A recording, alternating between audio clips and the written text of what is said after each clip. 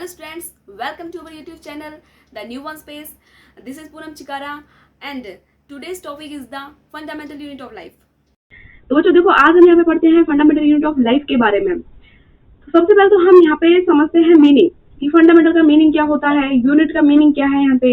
ठीक है, तो देखो अब हम यहाँ पे बात कर रहे हैं व्हाट इज मतलब फंडामेंटल का मीनिंग क्या है।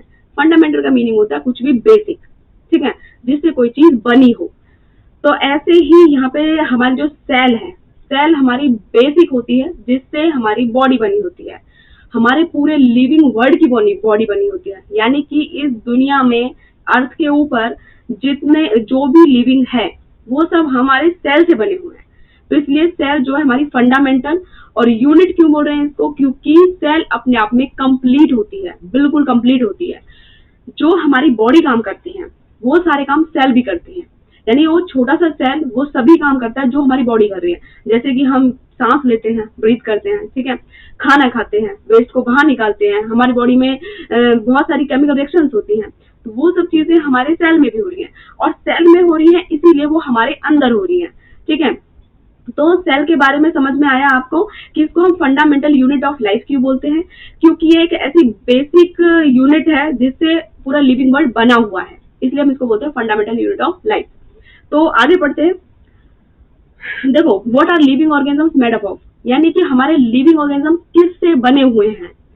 जो भी हमारे लिविंग ऑर्गेनिजम्स है, हमारी लिविंग बायोडाइवर्सिटी है, हमारे अर्थ पर जितने भी लिविंग ऑर्गेनिजम्स हैं जो कि हमने डिवाइड किए हुए हैं 5 किंगडम्स में, मोनेरा, प्रोटिस्टा, फंजाई, प्लेंटिया, एनिमेलिया। इस 5 किंगडम के अंदर हमने पूरी लिविंग बायोडाइवर्सिटी को डिवाइड कर दिया है। तो इसके अंदर से चाहे हम बैक्टीरिया को उठा लें, मोनेरा के अंदर से बैक्टीरिया को उठा लें। बैक्टीरिया तो बहुत ही छोटा ऑर्गेनिज्म होता है, यानी कि उसको हम नेकेड आई से देख भी नहीं सकते हैं, माइक्रोस्कोपिक है वो, माइक्रोस्कोप से ही हम उसको देख पाते हैं, वो भी सेल से बना हुआ है। और अगर हम एनिमल्स की बात करें तो एलिफेंट इतना बड़ा एनिमल है, वो भी सेल से बना हुआ है। अगर हम प्लांट की बात करें तो चाहे हम कोई बड़ा प्लांट ले, चाहे हम छोटा प्लांट ले, वो भी सेल से बना हुआ है। तो यानी कि जो भी चीजें लिविंग है वो सभी हमारी सेल से बनी हुई है। तो बच्चों हम आगे चलते हैं और आगे देखते हैं हम सेल के बारे में। तो देखो, सेल की यहाँ पे हम पढ़ने वाले हैं डेफिनेशन, सेल की डिस्कवरी, सेल के पार्ट्स, ये सब चीजें हम आगे पढ़ने वाले हैं। अब यहाँ पे बात करते हैं सेल के डेफिनेशन के बारे में।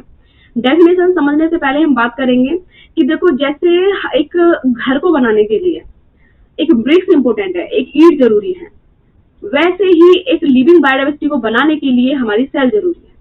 देखो, जब हम घर बनाते हैं तो एक ईंट का यूज करेंगे। जो ईंट है वो हमारी फंडामेंटल यूनिट है, उसके लिए वो एक बेसिक यूनिट है, और एक ईंट अपने आप में कंप्लीट होती है। जब हम बहुत सारी ईंटें लगा देते हैं तो एक घर बन जाता है। तो उसी तरह से हमारे सेल से जब हम बहुत सारे सेल लगा देते हैं तो हमारे लिविंग ऑर्गेनिजम्स बन जाते हैं। बट यहाँ पे एक सेल के ऑर्गेनिजम्स भी होते हैं, मतलब यूनिसेलर ऑर्गेनिजम्स भी होते हैं, मल्टीसेलर ऑर्गेनिजम्स भी होते हैं। उन सब के बारे में भी हम पढ़ेंगे आगे। तो अभी यहाँ पे हम क्लियर करते हैं अपनी डेफिनेशंस को। तो हमारी पहली डेफिनेशन है बिल्डिंग ब्लॉक्स ऑफ लाइफ। देखो, अब हम इसको ऐसे क्यों बोल रहे हैं, सेल हमारा बिल्डिंग ब्लॉक्स ऑफ लाइफ है। मैंने बताया ना, जैसे घर के लिए ईंट बिल्डिंग ब्लॉक्स है, वैसे ही हमारे लिविंग्स के लिए, हमारी बॉडी के लिए बिल्डिंग ब्लॉक्स हमारी सेल होती है। तो इसलिए हम सेल को बिल्डिंग ब्लॉक्स ऑफ लाइफ बोलते हैं। अब बात करते हैं हम फंडामेंटल यूनिट ऑफ लाइफ की, कि हम सेल को फंडामेंटल यूनिट क्यों बोलते हैं, क्योंकि ये एक बेसिक यूनिट है। हम सेल को अगर चाहें कि भाई इसको तोड़ तोड़ कर अलग कर दें और ये फंक्शन कर सकती है, तो ये नहीं कर सकती है, बिल्कुल नहीं कर सकती है। इसके अंदर बहुत सारे ऑर्गेनल्स होते हैं जो सेल के अंदर काम करते हैं, लेकिन अगर हम सेल की आउटर कवरिंग को हटा करके सारे कंपोनेंट्स को अलग अलग कर दें और हम कहें कि ये काम कर सकते हैं, तो वो बिल्कुल नहीं कर सकते हैं। वो सेल के अंदर ही रह करके काम कर सकते हैं, सेल के बाहर रह करके काम नहीं कर सकते हैं। तो एक तरह से अगर हम बोलें तो हम ये बोल सकते हैं कि कंप्लीट और फंडामेंटल यूनिट जो है वो सेल ही है। यानी सबसे जो छोटी यूनिट है वो सेल है लिविंग बीइंग्स की। ठीक है, तो इसलिए हम यहाँ पे फंडामेंटल यूनिट ऑफ लाइफ बोल सकते हैं एक सेल को। अब इसको हम स्ट्रक्चरल और फंक्शनल यूनिट कैसे बोल सकते हैं। जब हमारी बॉडी सेल से बनी हुई है तो सिंपल सी बात है कि सेल ही हमारी बॉडी को स्ट्रक्चर प्रोवाइड कर रहा है। ठीक है, दूसरा फंक्शनल यूनिट कैसे बोल सकते हैं, एक सेल के अंदर जो जो फंक्शन होते हैं वो हमारी पूरी बॉडी के अंदर भी होते हैं, और सेल के अंदर हो रहा है इसीलिए हमारी पूरी बॉडी के अंदर हो रहा है। जैसे अब देखो, हमारी सेल है, सेल से हमारे मिलकर के टिश्यूज बनते हैं, और जब टिश्यूज मिलते हैं तो हमारे ऑर्गन बनते हैं, और ऑर्गन बनते हैं तो ऑर्गन सिस्टम बनते हैं, ऑर्गन सिस्टम बनने से पूरी बॉडी बन जाती है। तो अल्टीमेटली बने तो सब सेल से ही है ना। तो जब सेल के अंदर जो भी काम होता है वो हमारी पूरी बॉडी के अंदर काम होता है, इसलिए हम लाइफ की functional and structural unit cell को बोलते हैं। ठीक है, तो तीनों डेफिनेशन समझ में आई आपको। देखो, building blocks of life, fundamental unit of life and structure and function unit of life, ये सब हमारे सेल है। तो सेल की तीनों डेफिनेशन हमें समझ में आ गई होंगी। अब हम आगे बढ़ते हैं। देखो, अब हम बात करते हैं सेल की डिस्कवरी के बारे में। तो सेल की डिस्कवरी सबसे फर्स्ट टाइम में जो सबसे पहली बार की वो करी थी रॉबर्ट हुक ने, और 1665 में करी थी। और कैसे करी थी इसके बारे में बात करते हैं। जो हमारे पेड़ की छाल होती है यानी कि कॉर्क को उन्होंने इस अपने जो सेल्फ मेड माइक्रोस्कोप आपको दिख रहा होगा, इसके जो हमें हमारे रखा उन्होंने अपने उस कॉर्क के पीस को, और इसकी देखा, इसमें हमारे जो ये आई पीस है इसका माइक्रोस्कोप का, इसके अंदर इसको देखा। तो जब उन्होंने देखा तो उन्होंने पाया कि एक हनी कॉम्ब लाइक स्ट्रक्चर दिख रहा है, जो कि मैंने डायग्राम में भी दिखाया हुआ है, हनी कॉम्ब लाइक स्ट्रक्चर। तो जो हनी कॉम्ब लाइक स्ट्रक्चर दिख रहा है, इसमें छोटे छोटे पोर्स दिखाई दे रहे हैं, और इन पोर्स को रॉबर्ट हुक ने नाम दिया स्मॉल रूम। और स्मॉल रूम को लैटिन वर्ड में यानी लैटिन लैंग्वेज में बोलते हैं सेल। तो इस तरह से सेल का नाम डिस्कवर हुआ। ठीक है, तो स्मॉल रूम यानी सेल, स्मॉल रूम को ही हम सेल बोलते हैं। और अब हम आगे बढ़ते हैं कि आगे क्या स्टडी करेंगे हम। एक मिनट रुको। Cell discovery. देखो, सेल की डिस्कवरी तो हुई, लेकिन सेल के साथ में सेल से जुड़ी हुई और भी बहुत सारी डिस्कवरी हुई।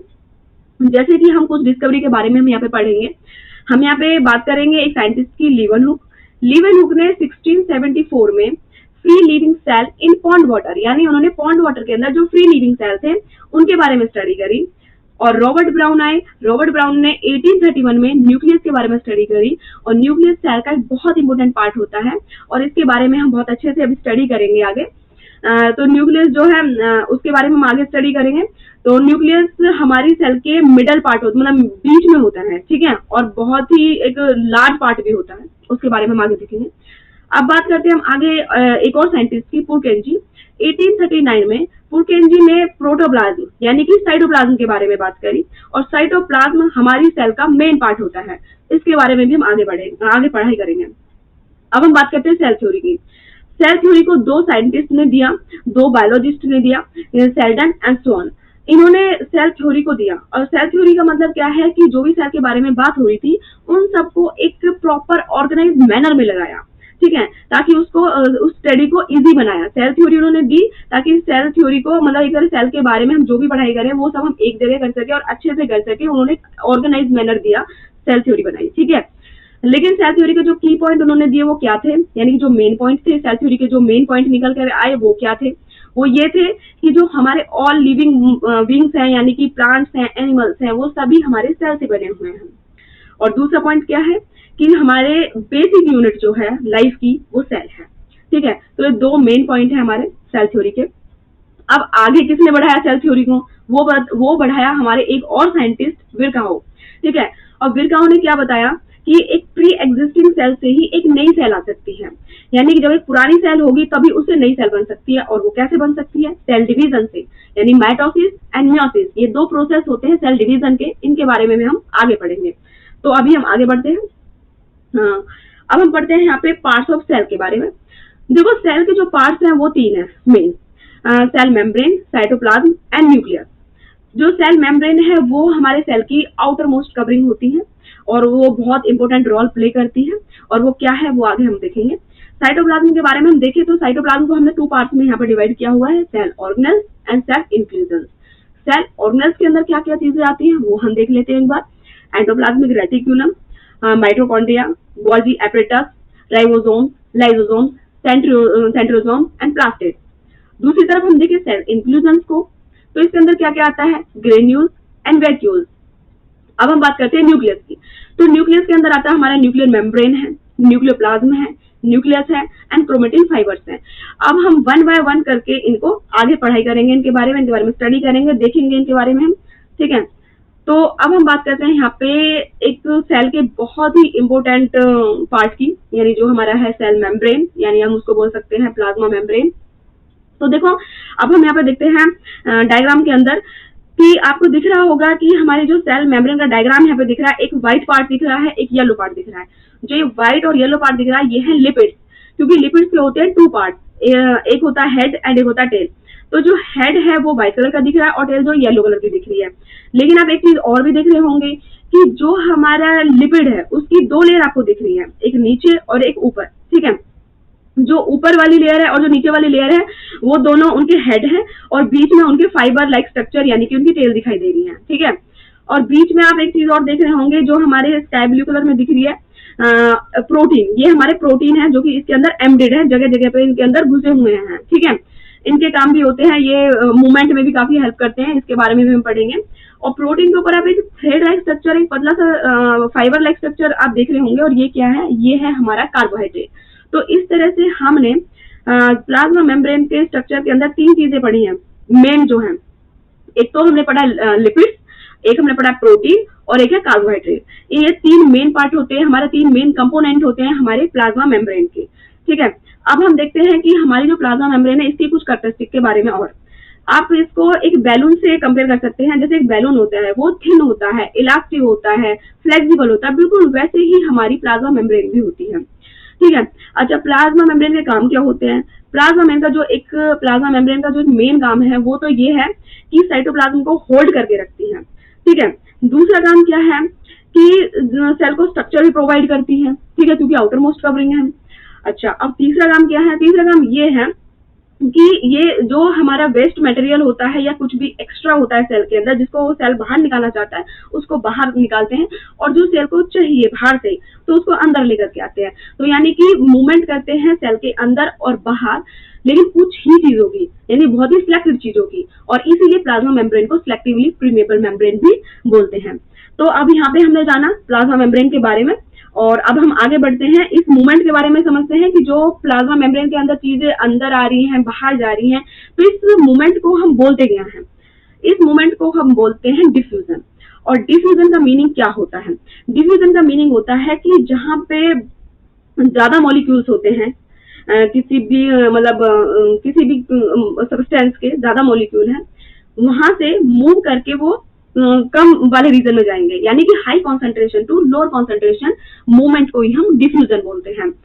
जैसे कि अब मैं एक एग्जांपल ले सकती हूँ परफ्यूम का। अब मैं यहाँ पे परफ्यूम को स्प्रे कर दूं अपने रूम के अंदर, तो वो रूम से बाहर तक पहुंच जाएगा।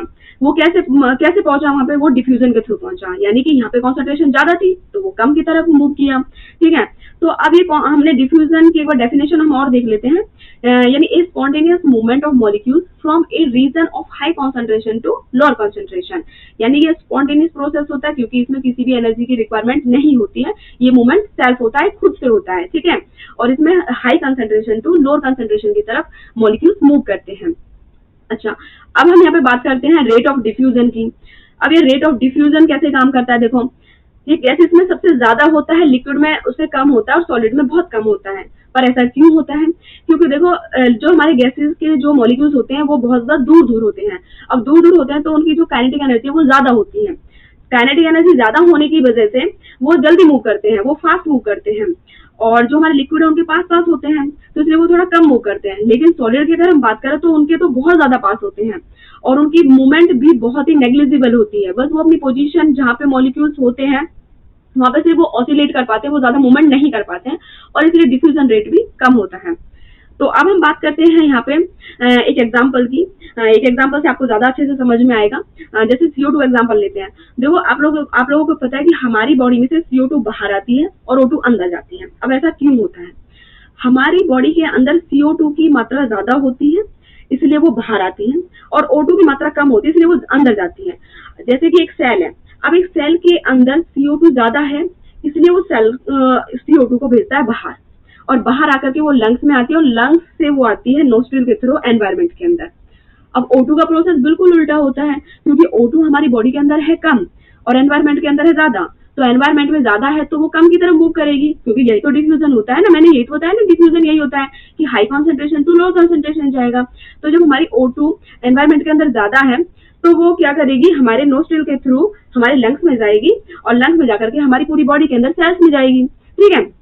तो इस एग्जाम्पल से आपको डिफ्यूजन और ज्यादा क्लियर हो गया होगा। और आप इस पिक्चर से भी देख सकते हो जो मैंने यहाँ पे लगाई हुई है कि यहाँ पे मॉलिक्यूल्स दिखाई दे रहे हैं, जो मॉलिक्यूल्स है हमारे यहाँ पे high concentration to low concentration move कर रहे हैं। तो इससे आपको और ज्यादा अच्छे से क्लियर हो गया होगा। ठीक है, तो अब हम बात करते हैं आगे ऑस्मोसिस की। ऑस्मोसिस क्या होता है? वाटर का मूवमेंट ही ऑस्मोसिस कहलाता है, यानी सेल के अंदर और सेल के बाहर जो मूवमेंट हो रहा है वाटर का इज कॉल्ड ऑस्मोसिस। अच्छा, ऑस्मोसिस के बारे में पढ़ने से पहले हम यहाँ पे सॉल्यूशन के बारे में थोड़ा जानते हैं कि व्हाट इज सॉल्यूशन। सॉल्यूशन हमारा दो चीजों से मिलकर के बनता है, सॉल्यूट और प्लस में सॉल्वेंट। ठीक है, अगर मैं सिंपल सी डेफिनेशन आपको बताऊं यहाँ पे सॉल्यूट और सॉल्वेंट की, तो इस तरह से है कि जो कम अमाउंट में होता है वो होता है सॉल्यूट, और जो ज्यादा अमाउंट में होता है वो सॉल्वेंट। जैसे कि मैं आप एक एग्जांपल ले सकती हूँ। अब मैंने वाटर लिया, वाटर के अंदर मैंने चीनी डाला और चीनी को घोला, तो यहाँ पे वाटर ज्यादा अमाउंट में है तो इसलिए वो सॉल्वेंट है, और जो चीनी है हमारी वो कम अमाउंट में है इसलिए वो सॉल्यूट है। तो इस तरह से सॉल्यूट प्लस में सॉल्वेंट को मिलाकर के बनता है हमारा सॉल्यूशन। और अब हम यहाँ पे 3 सॉल्यूशन के बारे में पढ़ने जा रहे हैं, और वो 3 सॉल्यूशन कौन से हैं देख लेते हैं एक बार। Hypertonic, isotonic and hypotonic. ठीक है, देखो अब आप देख रहे होंगे कि जो हाइपरटोनिक है, हाइपरटोनिक में वाटर की मूवमेंट सेल से बाहर की तरफ दिख रही है। एरो आपको दिखा रहे हैं, एरो से आपको दिख रहा होगा कि सेल से वाटर की मूवमेंट बाहर की तरफ हो रही है। अब इसका एग्जांपल के लिए हम ले सकते हैं, जैसे कि हम एग्जांपल के लिए ले सकते हैं हनी का एग्जांपल ले सकते हैं। अब हनी के अंदर आप किशमिश को डाल दो, अब किशमिश जो है किशमिश के अंदर थोड़ा बहुत वाटर है, वो वाटर निकल करके हनी के अंदर आ जाएगा, और जो हमारी किशमिश है वो श्रिंक हो जाएगी। तो इस तरह से आपको समझ में आ गया होगा कि हमारी जब हम हनी के अंदर किशमिश को डालते हैं तो किशमिश के अंदर जो वाटर है वो निकल करके हनी के अंदर आ जाएगा, क्योंकि हनी के अंदर वाटर की कमी है, और थोड़ा बहुत वाटर हमारी किशमिश के अंदर है, और जो थोड़ा बहुत वाटर वो निकल करके हनी में आ गया, तो हमारी किशमिश और ज्यादा श्रिंक होगी। दूसरे एग्जांपल में हम ले सकते हैं, और हम अपने घर पे कर भी सकते हैं, कि जब हम किशमिश को वाटर में डालते हैं तो किशमिश को हम शाम को अगर डालते हैं तो सुबह तक हमें फूली हुई मिलती है। अब ऐसा क्यों होता है?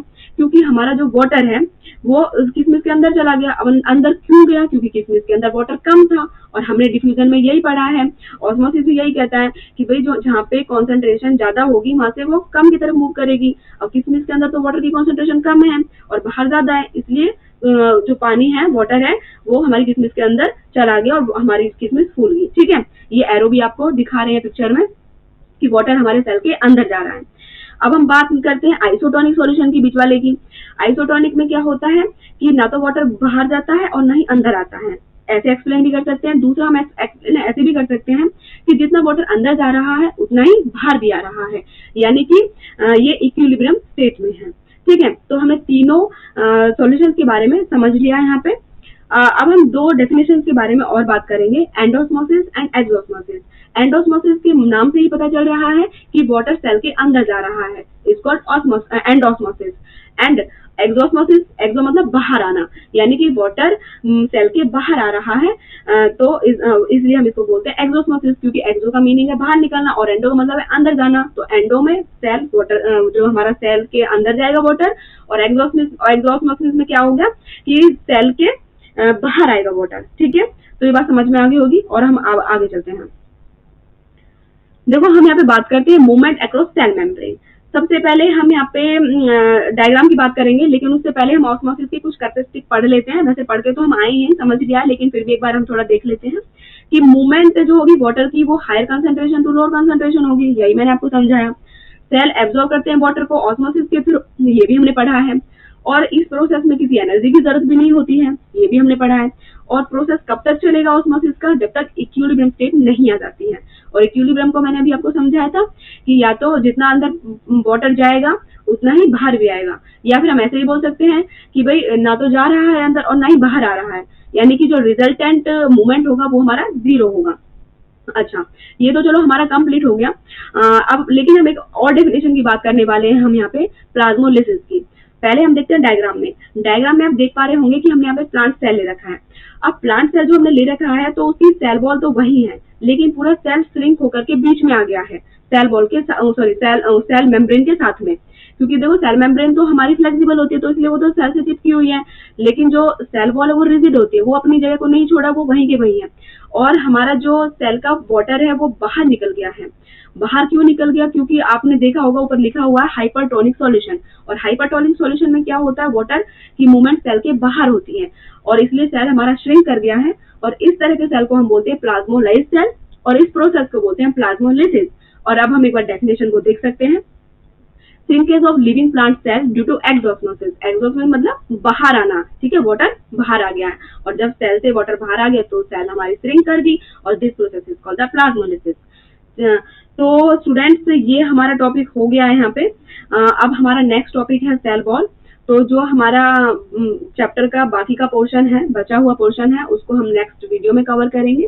और अगर वीडियो आपको यूजफुल लगी हो तो आप like, share, subscribe and comment करें, और बेल आइकन को दबाना बिल्कुल ना भूलें। थैंक यू, मिलते हैं नेक्स्ट वीडियो में।